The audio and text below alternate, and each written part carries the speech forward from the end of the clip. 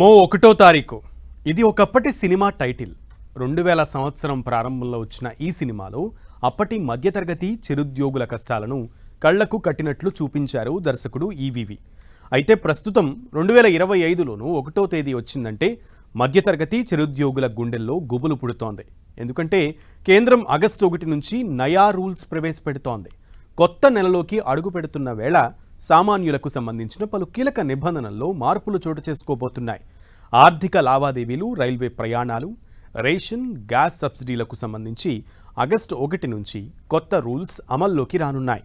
August 1 నుంచి అమల్లోకి వచ్చే నయా రూల్స్లో ముఖ్యంగా సామాన్యుడి దగ్గర నుంచి ప్రతి ఒక్క కుటుంబానికి నిత్యవసరమైన ఎల్పీజీ గ్యాస్ సిలిండర్ ఒకటి. మామూలుగానే ప్రతి నెల 1వ తేదీన ఆయిల్ మార్కెటింగ్ కంపెనీలు గృహ అవసరాల, వాణిజ్య గ్యాస్ సిలిండర్ల ధరలను సమీక్షిస్తూ ఉంటాయి. ప్రస్తుతం ఆయిల్ ఉత్పత్తి దేశాల్లో భౌగోళిక, రాజకీయ అనిశ్చితులు కొనసాగుతున్న క్రమంలో అంతర్జాతీయంగా క్రూడ్ ఆయిల్ మార్కెట్లో తీవ్ర హెచ్చుతగ్గులు కనిపిస్తున్నాయి. దీంతో అది దేశీయ గ్యాస్ వినియోగాన్ని ప్రభావితం చేయనుంది.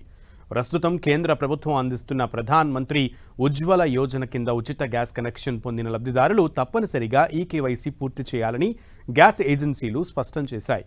అర్హులైన లబ్ధిదారుల ఖాతాల్లోకి గ్యాస్ సబ్సిడీ సొమ్ము సజావుగా జమ కావడానికి, అక్రమ కనెక్షన్లను అరికట్టడానికి ఈ ఆధార్ వెరిఫికేషన్ ప్రక్రియను చేపడుతున్నారు.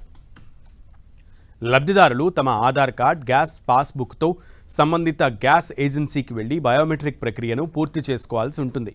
దీనికి తోడు ఇరాన్, అమెరికా యుద్ధం కొనసాగుతున్న క్రమంలో దేశీయంగా గ్యాస్ సిలిండర్ ధరలు పెరగవచ్చనే అంచనాలు ఉన్నాయి.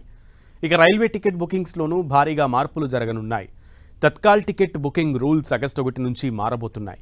ఆగస్టు 1 నుంచి స్టేషన్లలో తత్కాల్ టికెట్ల పంపిణీ కోసం ఇచ్చే టోకెన్ల వేళల్లో మార్పులు అమల్లోకి రానున్నాయి. ఏసీ తరగతి తత్కాల్ టికెట్ల కోసం ఉదయం 8:30 నుంచి 9 గంటల వరకు టోకెన్లను పంపిణీ చేస్తారు. ఇక నాన్ ఏసీ తత్కాల్ టికెట్ల కోసం ఉదయం 9 గంటల నుంచి 9:30 వరకు టోకెన్ల పంపిణీ ఉంటుంది. కౌంటర్ల దగ్గర రద్దీని నియంత్రించేందుకు, పారదర్శకతను పెంచేందుకు రైల్వే శాఖ ఈ నిర్ణయం తీసుకుంది. గతంలో ప్రయాణికులు బుకింగ్ కోసం వచ్చే ముందు టోకెన్ పొందడానికి తరచుగా వేర్వేరు క్యూలలో నిలబడాల్సి వచ్చేది. అయితే ఆగస్టు 1 నుంచి రైల్వే ప్రయాణికులకు ఆ ఇబ్బందులు తప్పనున్నాయి.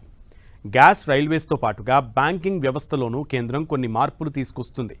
2025-26 ఆర్థిక సంవత్సరానికి గాను ఆదాయపు పన్ను రిటర్న్లను సమర్పించడానికి జూలై 31తో గడువు ముగియనుంది. పన్ను చెల్లింపుదారులు ఈ తేదీలోపు తమ ఐటీఆర్ను ఫైల్ చేయాల్సి ఉంటుంది. ఒకవేళ జూలై 31 దాటితే ఆగస్టు 1 నుంచి లేట్ ఫీజు తప్పక చెల్లించాల్సి ఉంటుంది. వార్షిక ఆదాయం 5 లక్షల లోపు ఉన్నవారికి ₹1000, 5 లక్షలకు పైగా ఆదాయం ఉన్నవారికి గరిష్టంగా ₹5000 వరకు లేట్ ఫీజు కౌంట్ అవుతుంది.